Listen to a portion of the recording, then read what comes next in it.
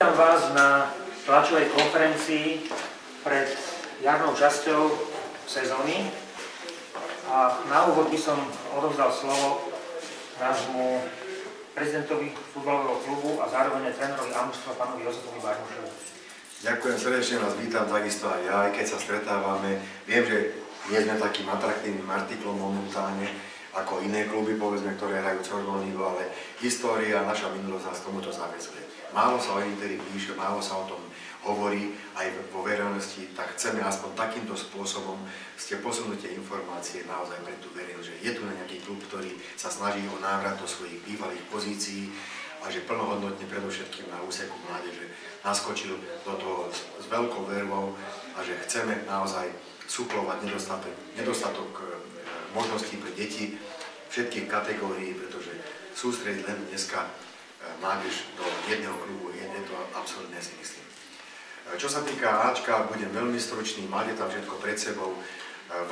Oproti Vlaňačku sme urobili zmenu, že sme si skonfrontovali v síly počas týchto prípravných stretnutí všetko s mužstvami z vyšších súťaží, teraz so silnejšími súpermi, tomu zodpovedajú aj tie výsledky, ktoré tam boli divoké trošku. Myslím si, že tí, ktorí absolvovali prípravu, tí hráči sú dobre pripravení, žiaľ musím skonštatovať, že veľmi nám do tejto prípravy zasiahli študentské povinnosti hráčov, ktorých tu máme v klube, lyžiarske zájazdy a takisto aj zranenia. Z toho kádra, ktorý tam vidíte, s ktorým sme počítali, vlastne 4 hráči nezasiahli vôbec do prípravy zatiaľ, to znamená Andrej Burza nezasiahol vôbec do prípravy, Peter Zeman nezasiahol do prípravy, Roman Anguš a takisto ešte aj Patrik Tulovič. To sú 4 hráči, u nich sa jedná o vážnejšie veci, to znamená, oslabení budeme, je to škoda, že sú to všetko hráči ofenzívneho razenia, takže tá naša ofenzívna sila samozrejme bude tým trošku trpieť. Ostatné si myslím, že je v poriadku, chystáme sa, čo sa týka na sezónu normálne. Bude tu jedna taká zvláštna rarita, vzhľadom k tomu, že kabiny, ktoré dokončujeme, to je lepšiu vybavenosť kvôli úrovni hygieny, kvôli tým podmienkam pre hráčov, nie sú dokončené včas, takže určite prvé 2 zápasy, ktoré boli vylosované doma, pravdepodobne určite prvé kolo neodohráme doma, odohráme ho v Stupave v sobotu o 15. hodine proti Dominu a ďalšie kolo, keď máme takisto domáceho súpera a síce Slovenský Grob, uvidíme podľa okolností, či sa podarí dostávať veci, alebo sa nepodarí dostávať, takže aj druhé kolo takto je otázne. Týka sa to nielen Ačka, týka sa to aj mládeže. Naši dorastenci vstúpili takisto do súťaže minulý týždeň, hrali proti Karlovej Vsi ako hostujúci celok, ale hrali na Rapide zase, takisto ďalší klub, ktorý nemá vytvorené ihriska, nemá vytvorené zázemie, Karlovú Ves myslím. A prvý domáci zápas proti Sencu odohráme ako domáci na ihrisku v Moste pri Bratislave v sobotu o 10. a mladší dorastenci o 12:30. Keďže do súťaže vstúpili aj naši starší žiaci 14 a 15, v predchádzajúcom kole hrali v Trnave, takže prvý domáci zápas nemôžeme odohrať na našom obvyklom štadióne na Dreňovej ulici, tak budú hrať prvý domáci zápas v sobotu o 10. a 12. hodiny vo Viničnom proti Dunajskej Strede. Takže je to zásah trošku do tých ako zabehaných kolají, ale chcem sa touto cestou poďakovať spomínaným oddielom, ktoré nám vyšli v ústretí a poskytli nám tieto ihriska, pretože v Bratislave žiaľ iné možnosti nie sú. Je to naozaj smutné, že nie to, že nie už ani tréningových ploch, už pomaly nebude ani zápasových ihrisk, takže je tu na nejaká úloha, ktorú asi my sami nerozriešime. Tak ja len toľko.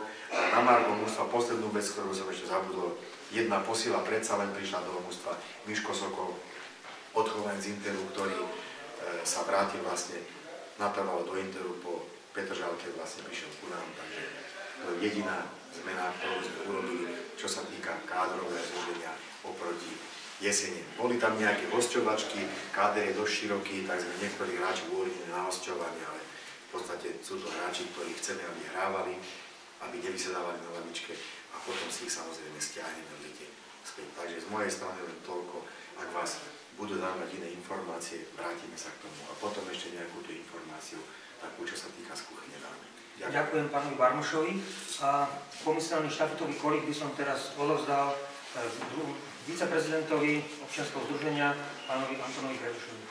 Dobrý deň, takisto dovolte, aby som vás privítal. Ja za občianske združenie Inter Bratislava, v podstate stručný, sme radi, že tento rok bol pre nás taký prelomový, že za občianske združenie, ktoré zastrešuje futbalový klub, sa postavili sponzori, ktorí nám pomáhajú, hlavne v práci s mládežou, a že sme schopní už po tých zo pár rokoch, ktoré sme si teda pretrpeli, trošku optimistickejšie sa pozerať do budúcnosti. Verím, že spoločne nám to pôjde. Tie prvé náznaky sú, ako boli spomínané. Tie kabiny, to je veľmi podstatná vec, ktorá je veľmi pozitívnym prísľubom. Čo bude ďalej, uvidíme, aké zveladenie nastane, ale môžem povedať, že začíname sa hýbať už teraz aj správnym materiálnym smerom a po tej ľudskej vložke, ktorá bola doteraz za tie 4,5 roka vkladaná do značky Interu a do výchovy hlavne mládeže, tak už to začína mať taký príjemný, dobrý posun.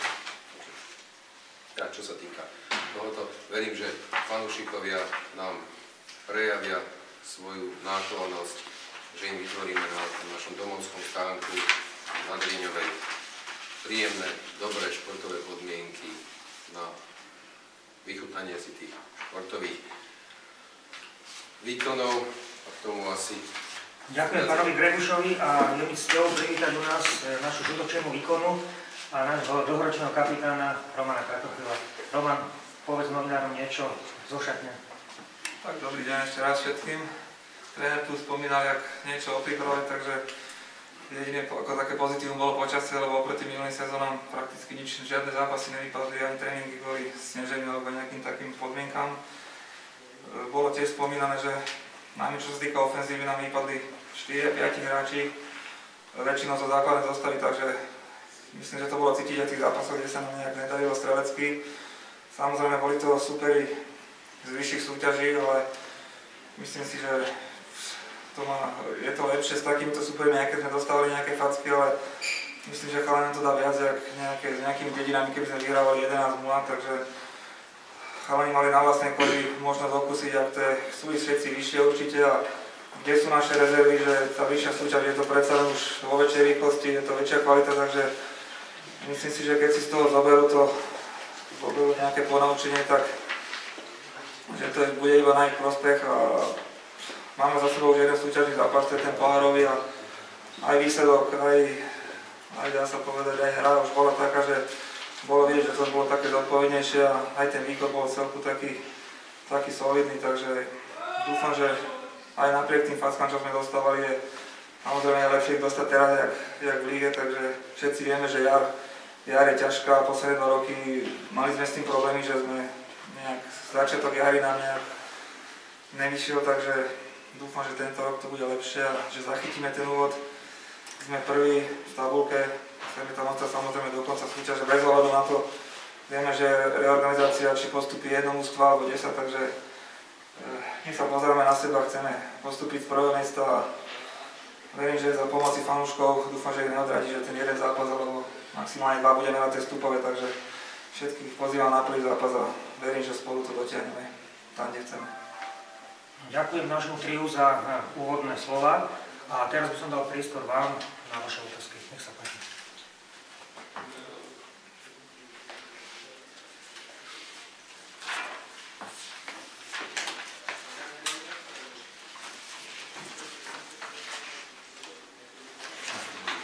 Ja by som mal najúžšie potom začal ticho. Dneska vyšla správa, že Glasgow Rangers už postúpil zo 4. ligy do 2. Inter sa zliekal z tej 5. ligy do 4. Krajskej majstrovstva regionu, že bude 3. liga, čiže troška taký postupnosť, tiež je to slávne škótske mužstvo, vy ste známe slovenské mužstvo, čiže mohlo by to byť tiež také niečo. Naším cieľom je postup tento rok, o to zvlášť, že keď bude tá reorganizácia zrealizovaná, že tam príde k veľkému posunu, takže Veľmi radi by sme takto v lete už boli treťoligisti a samozrejme s tým, že budovať perspektívny tím na báze vlastných odchovancov a mladých hráčov, ktorých doplňame zo študentov, ktorí sú tu na Bratislave, pripraviť taký základ mužstva, aby sme naozaj po vhodnom doplnení mohli ašpirovať aj na tie pozície, ktoré by nám zabezpečili druhú ligu. Ja som nepozeral nikdy do Glasgowa ani do Škótska. Všimol som si to, je to určite pozitívny príklad. Stačí, keby sme zopakovali cestu do Prahy. Ja budem veľmi spokojný. Ďakujem, nech sa páči. Ďalšie otázky? Nech sa páči. Z toho trénerského pohľadu, kedy na kraje skončí to Panka? Tak sme dvaja tréneri, tu je asistent môj, Romanko Kratochvíl. Z trénerského pohľadu ofenzíva. Keď odrátame, čo by pre mužstvo pripravení nehrali z ofenzívy 5 hráči a z nich 4 nebudú ani k dispozícii vôbec. To znamená, nehral nám Andrej Burza vôbec celú prípravu, neabsolvoval. Peter Zeman takisto začal len jeseň, zranil sa, hovorilo sa o operácii, dlho trvala konzervatívna liečba, nakoniec sa schylovalo k operácii, teraz sa to zvrtlo, že mal začať s prípravou. Dulovič lezia platničky pri tomto sálovom futbale. Roman Anguš, zlomená ihlica, to znamená, to sú veľké výpadky. A Patrik Fedor, natrhnutý sval stehný po, dovolím si povedať, zanedbanom chrupe alebo po zanedbanom ošetrovaní svojich zubov. Takže títo 5 hráči nezasiahli ani do jedného zápasu.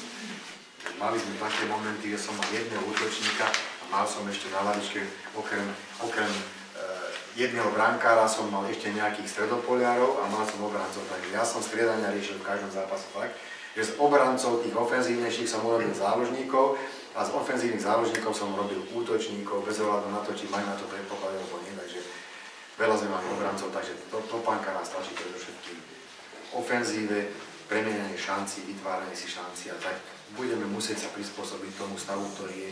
Veríme tomu kádru, ktorý tu máme. A keď chlapci naozaj budú zodpovedne šlapať, tak dúfam, že naplníme tie očakávania a na budúcu sezónu budeme treťoligoví. To je náš cieľ v tejto chvíli, taký prioritný. Ako ste si iste všimli, tak v tých prípravných zápasoch neboli veľmi pozitívne výsledky. Jeden jediný zápas sa vymýka z toho a to bolo to víťazstvo 4-1 Dunajskej Lužnej. A tam vlastne už z tých dôvodov, čo pán Barmoš spomenul, že mal nedostatok útočníkov, tak vlastne sa ako trénerský mák odvážil k takému netradičnému riešeniu a nahrodzal Kraťa, ktorý v tom zápase dal 2 góly. Najbol to Podrotový. Podrotový, tak on má svoje kvality na každom poste, tak o tom nemusíme polemizovať, ale mám ho len jedného.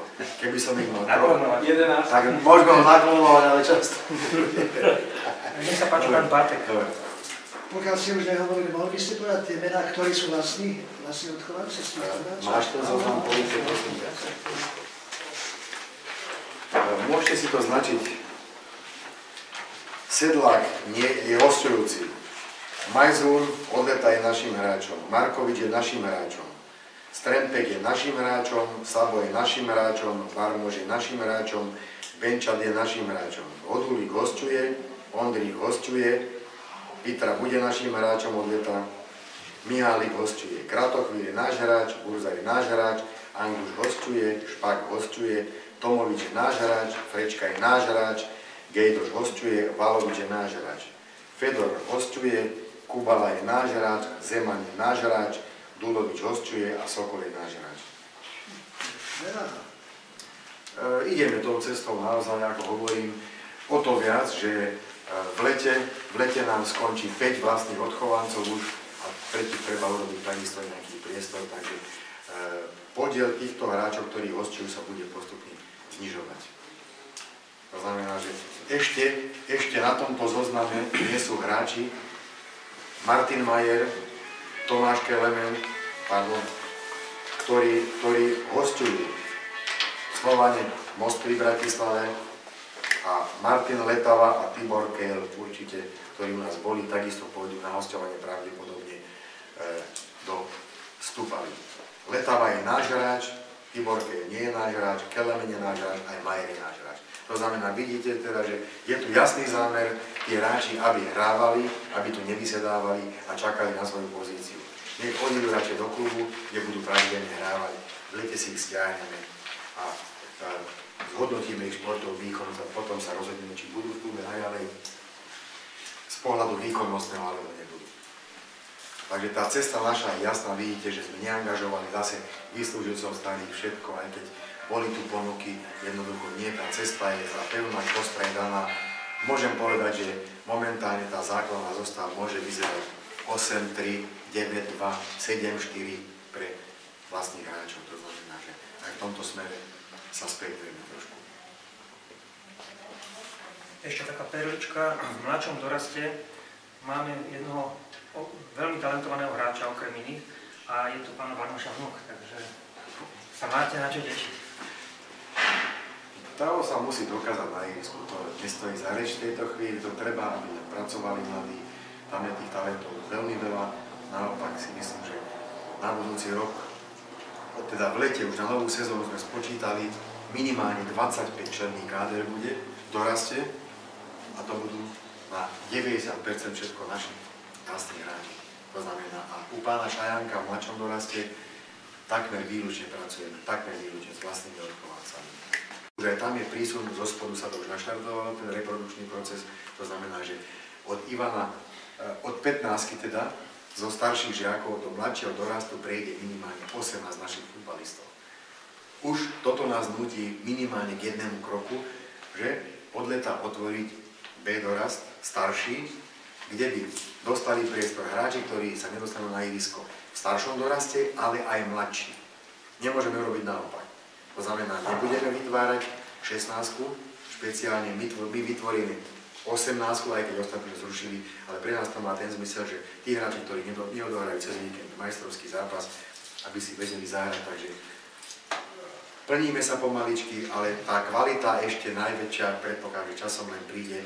Jednoducho ľudia a verejnosť musia začať vnímať Inter naozaj v tej podobe ako z Hasina, že je tu na výchovná schopnosť Interu a že ľudia tomu začnú veriť, že má to zmysel, že ten klub prežíva, lebo doteraz každý nás pochováva každý pol rok. A už keď teda mám slovo, dovolím si povedať jednu zásadnú informáciu. Včerajším dňom bola založená akciová spoločnosť FK Inter Bratislava. Sú tam dvaja silní akcionári, sú tam zastúpené občianske združenie, sú tam zastúpení ďalší drobnejší akcionári, je tam vytvorené sú všetky orgány, teda predstavenstvo a dozorná rada takisto, takže myslím, že verím, že navonok to nebude viditeľné, ale čo sa týka fungovania klubu a zabezpečenia našej činnosti, že budeme snáď kľudnejší, ako sme boli doteraz.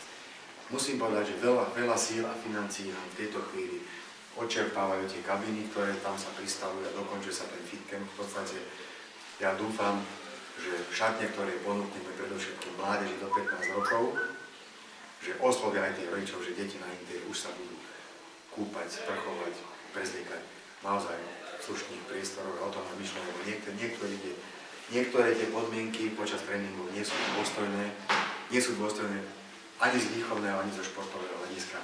Sme si toho vedomí. Čo nás trápi najviac, je enormný úbytok tréningových futbalových ploch. V Bratislave minimálne 30 ihrísk zmizlo. 30 ihrísk a nič sa nepostavilo, páni. Jednoducho je to šokujúce číslo, jednoducho a mesto, všetci politici sa tvária, že tu sa nič nestalo. Stalo sa. Zobrali sa možnosti na tréning deťom. Jednoducho.